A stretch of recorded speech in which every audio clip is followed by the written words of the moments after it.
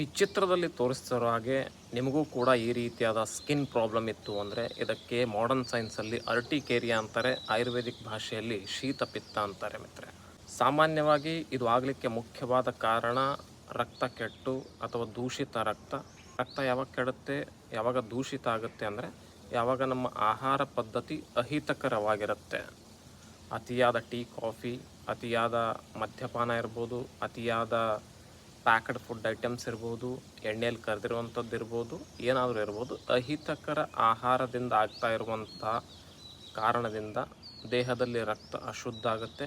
ಇದರಿಂದ ಅರ್ಟಿಕೇರಿಯಾ ಅಥವಾ ಶೀತಪಿತ್ತ ಬರುತ್ತೆ. ಅಥವಾ ಕೆಲವರಲ್ಲಿ ಯಾವುದಾದ್ರೂ ಫುಡ್ ಐಟಮ್ಸಿಂದ ಅಲರ್ಜಿ ಇರುತ್ತೆ, ಅಂಥ ವಿಷಯಗಳಲ್ಲೂ ಕೂಡ ಇದಾಗುತ್ತೆ. ಒಂದು 3-4 ಡೇಸಿಂದ ಇದು ನಿಮಗೆ ಆಗಿತ್ತು ಅಂದರೆ ಸಿಟ್ರಿಜಿನ್ನು, ಲಿವೋಸೆಟ್ರಿಜಿನ್ ತೆಗೆದುಕೊಂಡ್ರೆ ಸಾಕು, ಈ ಸಮಸ್ಯೆ ವಾಸಿ ಆಗುತ್ತೆ.